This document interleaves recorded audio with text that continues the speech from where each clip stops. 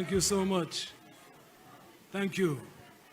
But before I say anything, bring back Chas. Because this certainly is not about me. This is about the next Prime Minister of St. Lucia, the Honorable Alan Chasney. I am so honored and delighted to be here with you today.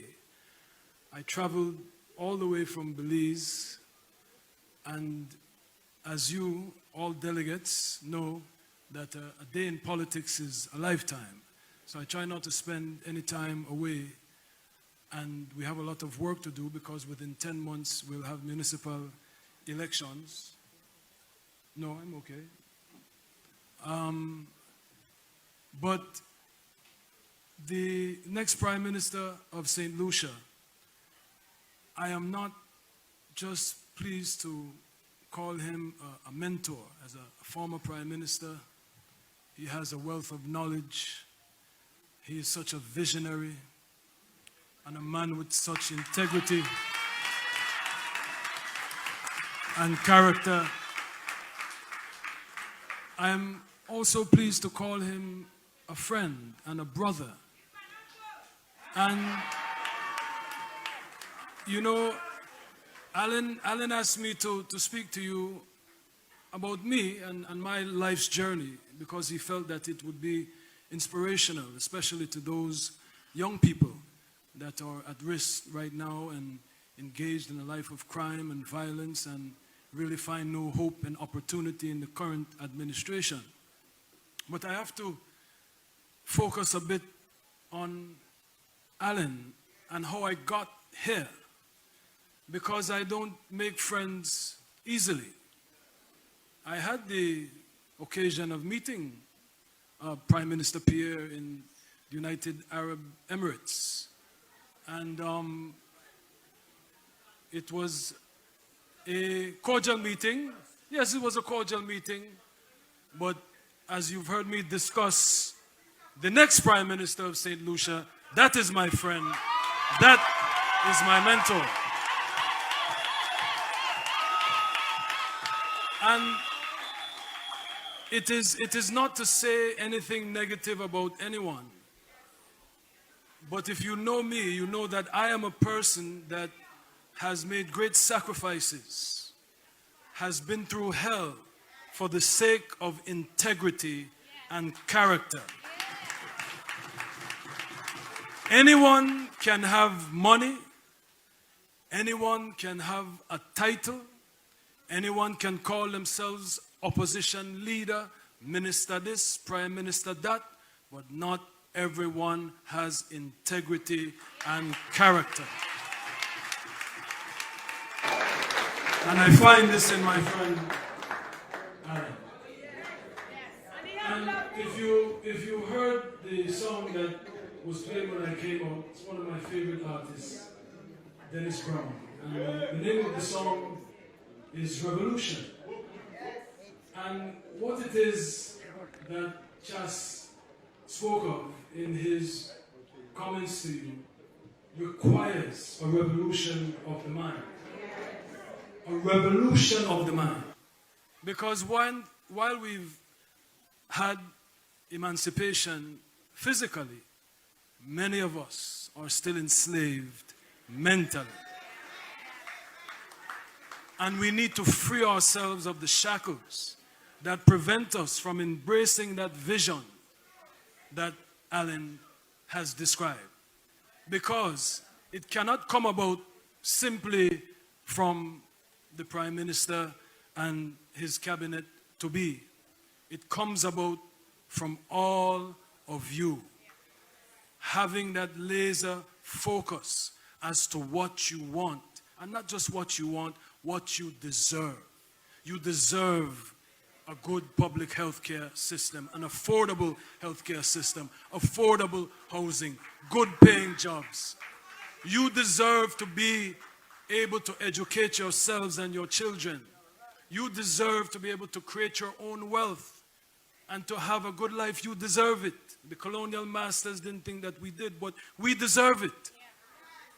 And that is why I am here. Because leaders like Alan and I, we have what the others lack. And that, not just the vision, but the political will to deliver on the vision. Because when we sit here on the rostrum, we stand here on the rostrum and we give these speeches, these eloquent speeches, and it is so convincing and compelling, it is not enough. A speech is worth nothing until it is executed. And heavy is the head. But that is why Alan is the right person to lead the United Workers' Party into the general elections, because he has worn the throne before. He has worn the crown before. And he has all that it takes to become the next Prime Minister of this country. But most importantly, he has the political will to deliver on the vision when he becomes the next Prime Minister of this country. As a child, I grew up in Belize. I grew up in an impoverished household. My mother was a teacher, single mother, and life was so difficult for her because I was born out of wedlock. What they call the illegitimate child. My father went on to be the Prime Minister of Belize, but that's another story. But I was my mother's son. So my mother was similar to what Alan said. She refused to lose. So she said, you know what? I'm not going to depend on anyone. I'm going to find a way to create a better life for myself and my child. And so she went off to the United States. And I shortly followed behind her. And so in Brooklyn, New York, I was the son of a single mother, immigrant single mother who cleaned people's houses, took care of other people's children. They called me a latchkey baby because I used to go to school and let myself in the house and feed myself and do everything for myself while my mother took care of other people's children because she had to. So rather than commit crimes, rather than sell her body or do anything of the sort, she worked hard and took these menial jobs to provide for me. So that is how I grew up. And in these parts of Brooklyn that I grew up, very impoverished, crime-ridden, it was a very difficult upbringing. Again, single mother, broken family, no one there to teach me principles, to teach me honor, to teach me what I deserved and what I was worthy of. What I found was a system to oppress people that looked like me and to criminalize us and to incarcerate us and to just destroy us. I found myself in the midst of hardcore criminals who again had similar stories, single parents, had no choice but to engage in that lifestyle. But one of the interesting things that amidst this class of people forced into poverty by a system that was designed to oppress them, some of those people had more integrity than some of the politicians I engage with today. And I emphasize that is why I never wanted to be a politician. And I don't consider myself a politician. I consider myself a servant leader. And what I serve, as Nancy said, you know, Alan is a mentor and a kindred brother. The ideals mirror. Because what I serve is the purpose of humanity. But I cannot save the entire globe, so I start with Belize. I start with wanting to offer Belize all of the things that Alan said. It's eerie how similar our current circumstances is. A broken healthcare system, a broken citizen security system, a broken economic system. The way that they're financing the government is through taxes on fuel. But again, on my journey in life, one of the key themes before I got to leader of the opposition was to have integrity. What you said, you do. You don't make promises you can't keep. You must be loyal. You never betray your friends. And that's why I believe in Alan. Because from the moment I met him in Washington, D.C., we were at the Democratic Union Conference. We were going through the exact same thing at the same time. And you know, you had other prime ministers there and former prime ministers and heads of states and all these different people. And we just drew to each other and started chatting, and he's explaining to me what's happening in St. Lucia. And I'm telling him what I'm going through in Belize, and we're going through the exact same thing. So we exchanged thoughts on how to rebuild our parties, how to get back to serving our country. Because again, another key statement that was made, it's not just for the United Workers' Party, it's for the entire St. Lucia, the work that you're doing. But the difference between Alan and many other heads of states and political figures that you encounter is he's loyal, he's committed. He took to mentoring me, he took to sharing with me all of his experiences and his wisdoms for the betterment of Belize, as we are part of the same Caribbean Democratic Union, and he held fast to that. So what do you expect less that he will do for the people of St. Lucia and the people of the United Workers' Party? So I had to come here to share with you. As he said, I know a few billionaires. I know some of the most famous people in the world. On the way here, I stopped in Miami and was hanging out with DJ Khaled. And I'm leaving here and I'm going to meet with the mayor of Los Angeles and Diddy and Jay-Z. But none of those titles and names matter if you lack integrity and character.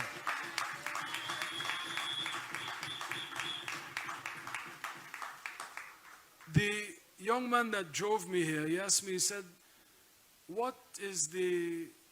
how did you transition from selling millions and millions of records and being famous and winning Grammy Awards and living this life as an entertainer? How did you transition from that to one who aspires to be a prime minister, will set public policy? I said, it was a seamless transition. Because if you look at the musicians and the politicians are hand in hand. I would say the musicians are more powerful and influential than the politicians, because the people listen to them. Look at the future prime minister and I. When we came out to music. Him, Jimmy Cliff, me, Dennis Brown. That's the power of music. But the type of musician that I was a musician that was driven by a purpose. And my purpose was to be the voice of the voiceless in my community.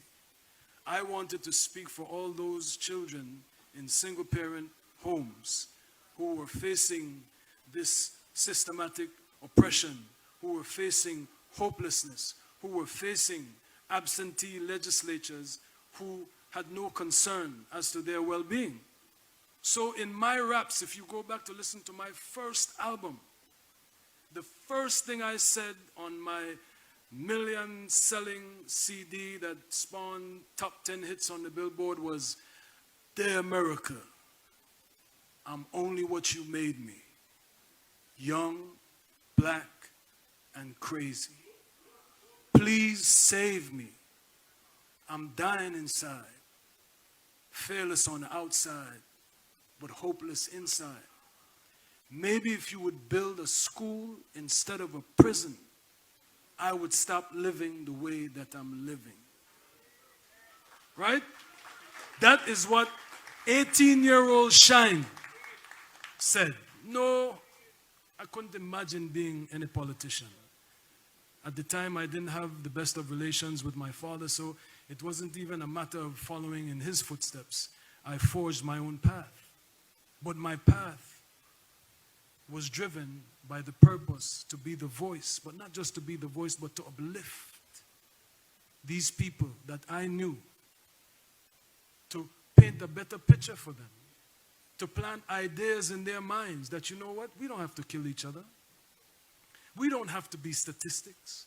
We don't have to be what the system wants us to be. We can be more than that.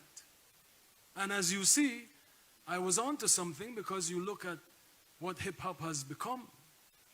25 years later, you have several billionaires. All the billionaires I know mostly are from hip-hop.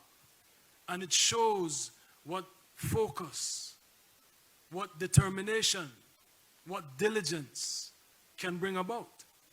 And I share this to tie it back to the purpose and the passion that Alan and I have now to create a St. Lucia, to create a Belize that will give the opportunities for you to create your wealth, for you to create your best life, the St. Lucian dream. I call it the Belizean dream. For the single mothers like my mother to find opportunities to raise their boys and their girls.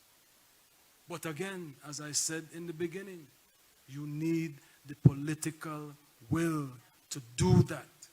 It sounds good, but this is not a rap song. This is real life.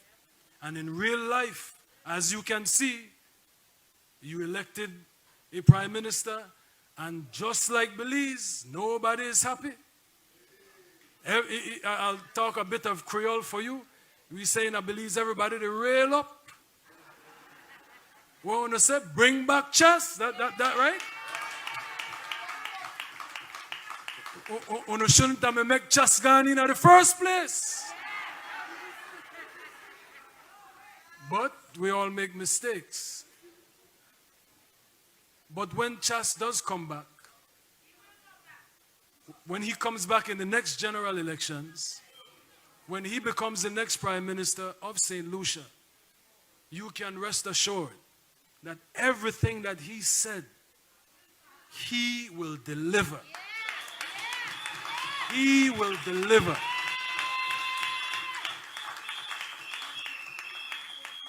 I would not be here if I did not believe that. I could have come here to visit the Prime Minister if I just wanted to take a picture and say that, oh, I'm in high society. I'm not about that. I'm about integrity. I'm about character. I'm about loyalty. Alan is my friend. And he's my friend because he possesses the characteristics that are going to change St. Lucia. And by changing St. Lucia, we change the world. So I will not take up much more of your time because you already know what you have in the future Prime Minister of St. Lucia. But before I go, one theme that I want to impress upon you is unity. It is so very important in order for the United Workers' Party to form the next government that you remain unified. Do not let them divide you. Do not let them destabilize you.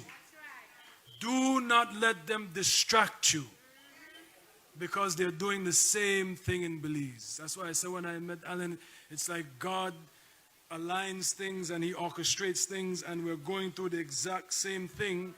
And just as he's being endorsed, I was able to get things together in Belize, and I'm being endorsed.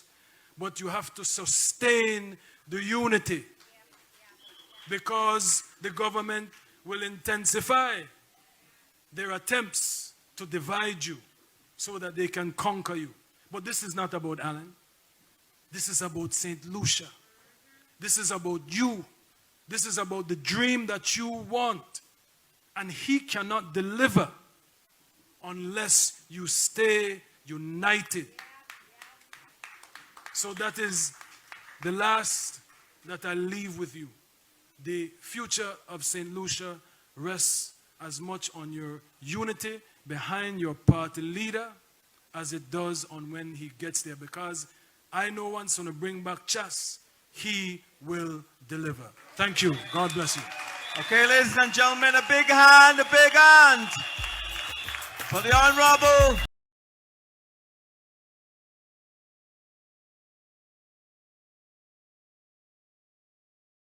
On your feet and give the Honorable Shyne Barrow a big hand, please. Thank you.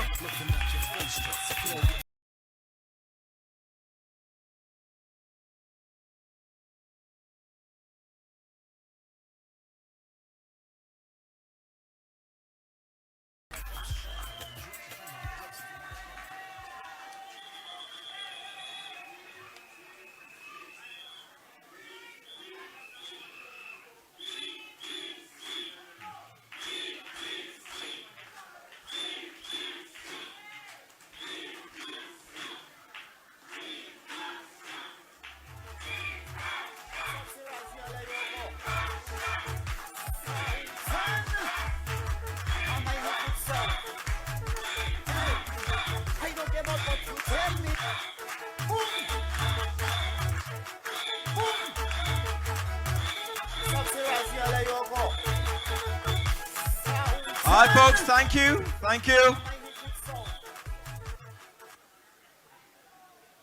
All right, please be seated.